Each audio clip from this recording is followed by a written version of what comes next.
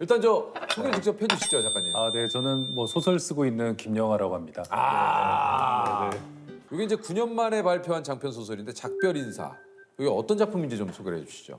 아, 네, 뭐 제목만 봐서는 좀 촉촉한 그런 그럴 것 같은데요. 얘기 같고 실제로도 좀 촉촉한 부분은 있는데요. 어떤 소년이 어느 날 어떤 원치 않는 일로 모험을 떠나서 자기가 누구인지를 알게 되고 그리고 그 사람들과 나중에는 모두 작별하게 된다는 이야기예요. 약간 이게 슬픈 내용인 것 같은데요. 네, 좀 슬프다고 하시더라고요. 근데 그러면 그런 글을 쓰실 때는 글을 쓰시면서도 좀 슬프신가요? 네, 아 실제로. 뭐 사람들아 슬퍼봐라 이렇게 쓰진 않아요. 네. 아 저는 자기는 기분 좋은데 막. 예, 이거 뭐 이런 거를 두고 이제 우문현답이라고 하나요? 예. MBTI를 여쭤봐도 됩니까? 아니 비밀입니다. 비밀이에요. 그럼 E인지 I인지 그것도 아닙니까? 비밀입니다. 약간 아이실 것 같은데. 아닙니다. 저는 MBTI에 대해서 약간 회의를 갖고 있는데요. 네. 왜냐하면 자기가 검사하는 거잖아요. 그렇죠. 자기가 생각하는 자기잖아요. 근데 기본적으로 그걸 믿지 않아요. 내가 생각하는 나와 다른 사람이 생각하는 나가 다를 때 재밌는 것들이 많이 생겨요. 그렇지 않습니까? 자기는 소심하다고 생각해서 뭐도 안 하고 이러는데 어디서는 맨날 오락부장 시키려고 그러고. 맞아요. 그런 경험 있으실 것 같은데. 그런 거야. 맞아요. 나는 굉장히 내가 소심하다고 생각하는데 주변 사람들은 그렇게 나댄다고 생각할 수도 있고 내가 생각하는 나는 굉장히 치밀한데 주변 사람들은 되게 즉흥적으로 뭘 한다고 그러고 맞아요. 제발 좀 계획 없이 뭐 좀 하지 말라고 그러고 난 다 계획이 있어 뭐 이렇게 말할 수 있잖아요. 근데 뭐 MBTI 재밌는 툴이긴 한데 자기가 일단 한번 해보고 자기를 잘 아는 사람들한테도 니들이 생각하는 나에 대해서 한번 해봐. 그건 생각을 안 해봤네. 그걸 이렇게 딱 맞춰보면 하나씩 발표하는 거죠. 딱 해보면 I, E 뭐 이렇게 나온다던가 그런 데서 재밌는 불일치가 생기잖아요. 사실 작가님의 대표작이 또 뭐 여러 개가 있습니다만 네. 그 중에 빼놓을 수 없는 게 이제 살인자의 기억. 그렇죠. 이게 이제 연쇄살인범인데 이제 알츠하이머에 걸린 그 이야기인데 나도 살인자니까. 요게 이제 그 굉장히 좀 소재가 그 당시에 좀 신선했어요. 네. 이제 이런 소재를 어떻게 좀 이렇게 꺼내내신 건지. 저는 노트가 하나 있어요. 그 노트가 뭐냐면은 절대 쓰지 않을 이야기들의 목록 이런 거예요. 절대 쓰지 않을 이야기 목록이요. 예. 근데 이게 우리가 있잖아요. 그 뭘 할 때 이거 꼭 해야지라고 써놓은 것들 있잖아요. 근데 그러면 쓸 때부터 그 굉장히 제한돼요. 예를 들면 꼭 가고 싶은 여름 휴가 장소, 여름 휴가지 이런 걸 쓰라고 하면은 가족들이 모여서 그걸 한다고 생각해 보세요. 예를 들면 뭐 나는 하와이, 괌, 뭐 아니면 제주도 이렇게 적으면 우리는 휴가가 짧은데 하와이는 못 가지, 유럽은 못 가 이런 식으로 자꾸 이제 현실적으로 생각하게 돼요. 네네네. 좁아져요. 저는 한번 그런 가족들에게 저 같은 방식을 권하고 싶은데 우리 가족이 절대 휴가를 가지 않을 곳을 적어보자. 남극 또는 뭐 칠레, 아이슬란드 뭐 신나게 얘기해요. 굉장히 안 갈 거니까. 갈 때 얘기하라면 서로 싸워요. 거기 못 가. 거기 지난번에 갔잖아. 막 이러면서 싸우는데 안 갈 곳에 대해서는 서로가 싸울 이유가 없죠. 싸울 이유가 없지. 안 갈 거니까. 아빠 나는 북극 뭐 그러면 그래 북극 뭐 알래스카 뭐 너는 뭐 어디야 뭐 그냥 지도에서 아무데나 찍고 그런데 그러다가 문득 거기를 우리가 왜 못 가지? 갈 수도 있지 않을까? 그리고 해보다 보면 의외로 어렵지 않을 수 있는 거예요. 소설가도 마찬가지로 꼭 써야지 하는 걸 쓰려고 하면 리스트가 그냥 제한돼요. 근데 어차피 안 쓸 거니까 막 쓰는 거예요. 근데 나중에 이제 뭐 쓸 게 없으면 그 노트를 펼쳐봐요. 그러면 알겠다. 그 당시에 5년 전에는 못 쓸 거라고 생각했던 어떤 얘기가 그 중에는 시간이 지나면서 가능한 게 있겠구나. 시대가 바뀌었을 수도 있고 내가 바뀌었을 수도 있어요. 야 재밌네요. 두 분도 절대 안 할 프로그램에 그거를 한번 써봐야겠네. 앞으로도 지금도 전혀 할 생각이 없는 프로그램을 써봐야겠다. 기획을 해보는 거예요. 뭐 스카이 다이빙을 하며 토크를 한다 뭐 이런 거 있잖아요. 근데 원래 네. 평소에도 좀 그런 생각들 많이 하십니까? 좀 이렇게 재미난 상상 이런 거? 이게 소설이라는 것은 일단 상상력의 산물이니까요. 네. 그러니까 계속해서 상상을 하는 게 일이고 그러니까 예를 들면 오늘 아침에도 눈을 딱 떴는데 두 분 얼굴이 딱 떠올랐어요. 두 분을 만나서 무슨 얘기를 하지? 또 긴장되네. 그래서 그럴 때 이제 상상을 하는 거예요. 그래서 어떤 고등학교에 유재석과 조세호라는 이름을 가진 왕따 둘이 있다면 어떨까? 아 만약에. 예, 만약에 네. 어떤 고등학교에 이름이 우연히 유재석과 조세호인 조세호다. 거예요. 친구들이 걔들을 놀리기 위해서 야 유퀴즈 이렇게 맨날 부르는 거예요. 네. 둘은 너무 싫어해요. 둘은 싫어할 수밖에 없죠. 왜냐하면 친구들이 둘을 뭉뚱그려서 유퀴즈 퀴즈 안 해? 막 이렇게 놀린단 말이에요. 그러면 되게 괴롭겠죠. 그렇죠. 뭐 그렇게 시작하면 어떤 청춘 영화 같은 게 하나 나올 수도 있어요. 근데 실제로 그러다가 이름 때문에 두 사람이 프로그램을 하게 되고. 뭐. 네네. 그럴 수도 그러다가 있는 어떤 거고. 퀴즈 대회 같은 데 나갈 수 있는 거예요. 훨씬 어두운 상상을 할 때도 많아요. 그 고등학교에 유재석, 조세호가 있는 반에 뭐 예를 들면 뭐 살인 사건이 발생한다거나. 스릴로 빠질 수도 있겠다. 네네. 근데 그 살인 사건을 해결하는 것은 그 둘인 거야. 유재석, 조세호. 야또 밖에 장르가. 예. 근데 조세호가 살인범으로 의심받는 거죠. 그래서 평소 전혀 가까이 하고 싶지 않았던 유재석이 그럼에도 어떤 동지애를 느끼고 얘가 범인이 아니라는 걸 내가 밝혀줘. 내가 증명을 하는구나. 뭐 그러면 또 이거는 청소년 호러물 뭐 스릴러가 될수 괜찮은데. 있고. 예를 들어서 캐릭터를 바꿔볼 수도 있어요. 조세호는 여자일 수도 있는 거예요. 이름은 조세호지만 그 고등학교 남녀 합반인데 유재석, 조세호 뭐 그런 둘의 뭐 그런 또 사랑 이야기. 네 이루어질 수 없는 그런 어떤 왜 웃으세요? 아니 왜 이루어질 수 없다고 생각하십니까? 이름만 조세호인데 왜 그게 뭐 아니 뭐 김여자가 김여자가 엄청 좋아하시는데요. 조세호라는 인물이 떠올라서 그래요? 집에서 이렇게 상상할 때는 정말 이렇게 그냥 상상이잖아요. 근데 현실에서 이렇게 딱 여러분들을 보면서 이 얘기를 하니까 거기 갇혀요. 떠올라 버렸어요. 떠올라서 그러니까. 어떤 것들이 상상해 버렸어요. 아니 근데 이게 작가님이랑 얘기를 하니까 재밌는 이야기들을 많이 듣게 되네요. 그런 것 같아요. 근데 이렇게 상상을 하는 것은 네. 저는 소설가뿐 아니라 일반인도 해보면 굉장히 재밌다고 생각해요. 시간을 보낼 때. 뭐 그런 작가님도 약간 이게 좀 직업병일 수도 있겠네요, 그죠? 그렇죠. 네. 어떤 상황을 놓고 계속해서 그 상상을 하고, 그렇죠. 네네. 지하철 같은 데서 제가 정말 20대부터 많이 하던 버릇인데 지하철 같은 데서 전화하는 사람들 있잖아요. 한쪽 얘기만 들리잖아요. 네. 내가 안 한다 그랬잖아. 뭘 안 한다는 거지? 너네들 한두 번 가? 왜 우리 집은 안 돼? 뭐 이러면서 싸우고 있어. 집에 가는 문제 때문에 싸우는구나. 그래서 명절이 다가오고 있네. 정확히 뭐 때문에 싸우는 거지? 뭐 이러면서 듣기 시작해요. 너무 웃기다. 근데 나머지 그 반의 얘기를 상상하는 거죠. 이건 저만 그런 게 아니라 우리가 남의 전화 통화를 굉장히 거슬려 하거든요. 생각해 보세요. 실제로 우리가 회사라던가 아니면 어디 지하철에서 누가 혼자 통화하고 있으면 굉장히 거슬려요. 맞아요. 둘이 얘기하고 있는 사람들은 덜 거슬려요. 그게 왜냐하면 불충분한 정보를 받기 때문에 그렇거든요. 뇌를 써야 돼요. 그렇잖아요. 이거 계속 생각하게 돼요. 그러니까 뇌를 써야 된다는 거죠. 피곤하니까 전화 좀 빨리 끊었으면 좋겠다 이렇게 생각하죠. 근데 저는 그게 일이니까 혼자 안 듣는 척하면서 다 들으면서 지금 무슨 일 때문에 싸우고 있고 저 사람의 직업은 뭐고 또 저희들의 관계는 얼마고 저 연인은 만난 지 몇 년 됐고 현재 어떤 단계고 혼자 계속 생각하는 거예요. 그런 상상력이 바로 이런 우리가 상상하지 못하는 어떤 작품의 네. 원천인 것 같아요. 네. 그러니까 소설을 사람들이 왜 읽나 그러잖아요. 그냥 우리가 살 때 힘들 때 있거든요. 그때 그렇죠. 나와 비슷할 수 있었던 누군가의 다른 삶을 굉장히 상세하게 아는 것만으로도 내가 그때 그 사람이랑 결혼 안 했으면 나는 어떻게 됐을까? 또는 내가 그때 개그맨을 안 하고 이걸 했으면 어떻게 됐을까? 그랬을 때 그걸 아주 세밀하게 상상해 보는 것만으로도 지금 살고 있는 삶이 굉장히 좀 특별해 보여요. 그리고 이거가 어떤 많은 삶 중에 하나고 내가 어쨌든 나밖에는 이 이야기를 만들어갈 수 없다고 생각하면 이상하게 견딜만 해요. 사람이 자기만 생각하고 있을 때 제일 괴로워요. 저 예전 강연 중에 40넘어 알게 된 사실인데 친구를 덜 만났으면 인생이 더 풍요로웠을 것 같다. 쓸데없는 술자리에 시간을 너무 낭비했다. 거기서 핵심은 술자리예요. 핵심은 친구들하고 술을 너무 많이 먹었거든요. 20대에는 정말 매일 술을 먹었어요. 그래서 술자리가 방점이었는데 또 역시 인용될 때는 친구 필요 없다는 친구들이 얼마나 자, 서운해하는지. 이야기가 또 그렇게 완전히 됐네요.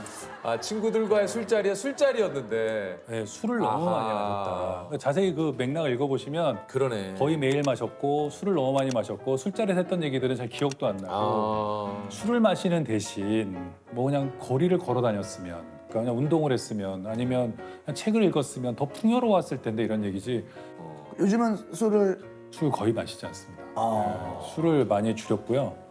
거의 안 마시게 된 지 좀 됐어요. 이게 제가 최근에 읽은 책이 있는데 금주 다이어리라고 거기 보면 이제 그런 얘기가 나와요.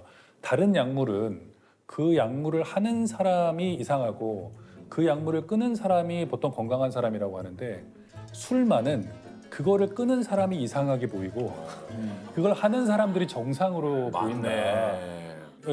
회사에 신입사원이 들어왔어요. 술 맨날 마시는 직원이 있으면 아주 그냥 사회생활 잘해.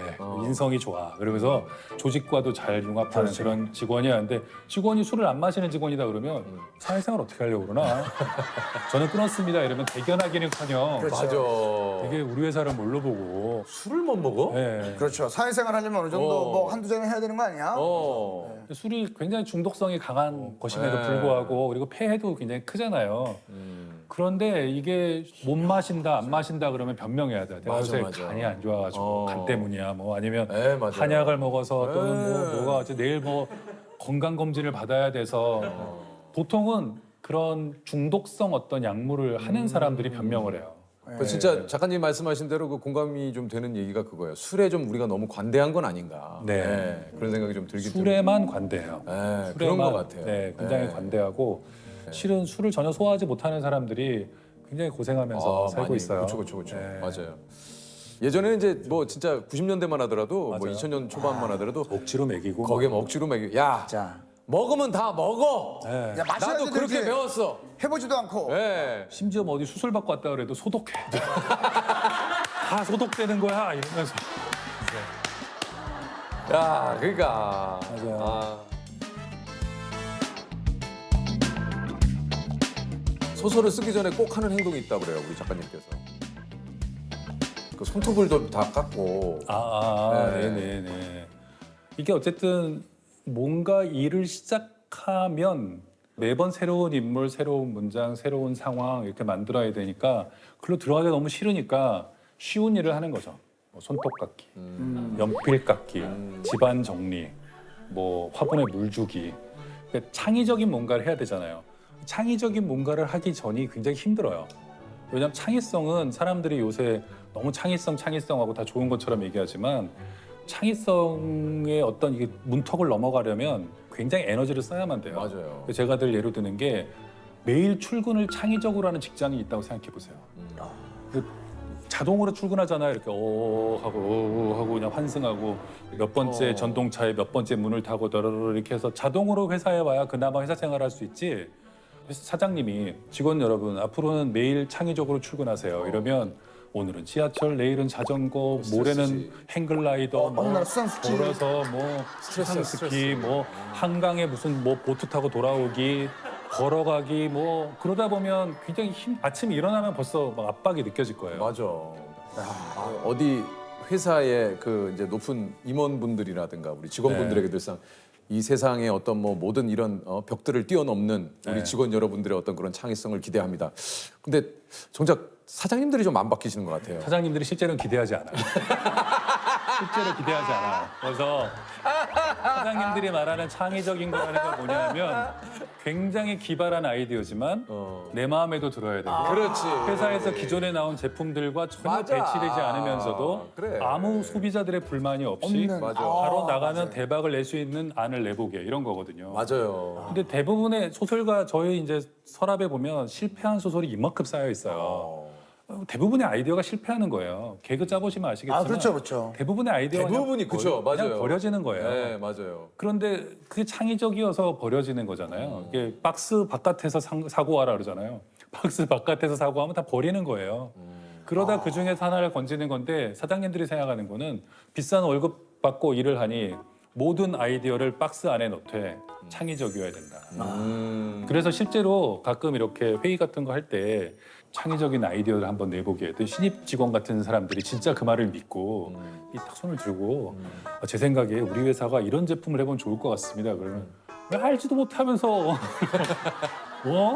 자네 들어온 지 얼마 됐나? 뭐 알지도 못하면서 뭘 안다 그렇게 회사에 대해서 얘기를 해? 누가 뽑았어? 이렇게 되면 직원들이 바로 신호를 알아듣고 함부로 창의적이어서는 안 되는구나. 머릿속에 많은 아이디어가 떠올랐다가 바로 다시 그냥 한번.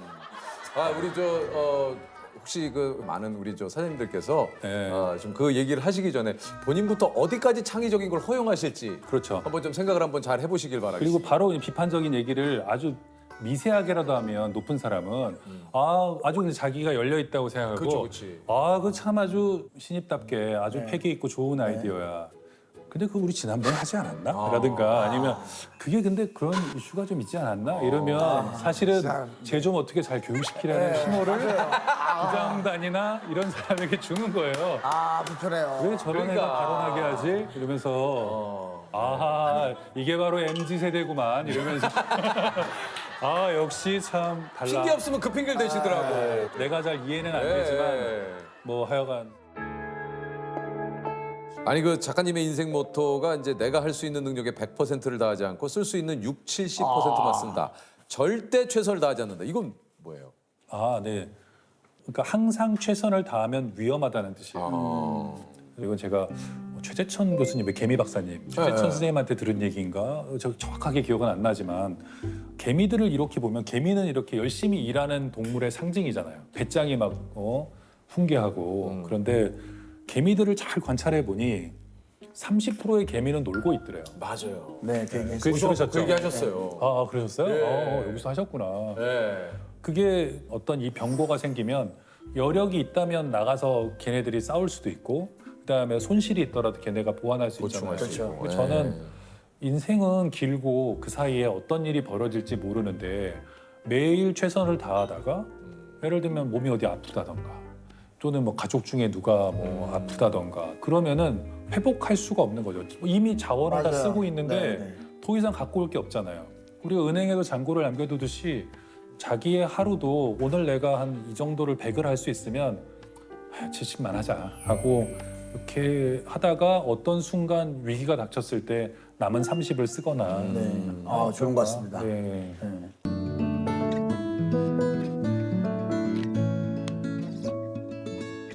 만약에 작가님을 주인공으로 소설을 쓴다면, 그러니까 본인을 주인공으로 소설을 쓴다면 그 첫 문장은 어떻게 꾸미고 싶으세요? 소설 제목 김영하입니다. 네. 첫 문장. 여기는 어디인가? 여기는 어디? 여기 어디? 나는 누구인가? 우리 예능에서 많이 쓰는 자막이에요. 여기는 예. 저는 학생들한테 옛날에 숙제 그런 거 준 적 있어요. 그 글쓰기 숙제 같은 거 줘야 되잖아요. 첫 문장만 제가 준 적도 있어요. 뭐라고 주셨어요? 나는 용서한다. 나는 용서한다. 그럼 그 뒤에는 용서하기 어려운 일을 써야 되겠죠. 네. 어쩔 수 없지. 나는 용서한다. 내 발을 밟고 지나간 그를. 이러면 거기서 끝나잖아요. 그렇죠, 그렇죠.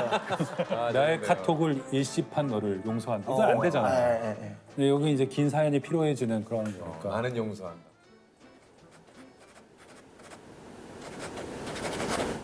자작나무 숲에 누워 나의 두 눈은 검은 허공을 응시하고 있다. 한 번의 짧은 삶, 두 개의 육신이 있었다. 지금 그 두 번째 육신이 죽음을 앞두고 있다. 나는 나와 관련된 기록들을 찾아다녔다. 그리고 기억을 이어붙이며 과거로 돌아갔다. 그때마다 이야기는 직박구리가 죽어 있던 그날 아침, 모든 것이 흔들리던 순간에서 시작됐다. 아직 어린 잿빛 직박구리였다. 하늘을 날다가 힘에 부쳐 그대로 떨어진 걸까? 아니면 불의의 기습을 받아 추락한 걸까? 가슴속에 치밀어 오르는 감정이 있는데 그게 뭔지 말로 표현할 수가 없었다. 슬픔일까? 아니면 죽음에 대한 두려움일까? 내 감정은 마치 상점의 쇼윈도 안에 들어있는 것 같다. 볼 수는 있지만 손으로 만질 수는 없는.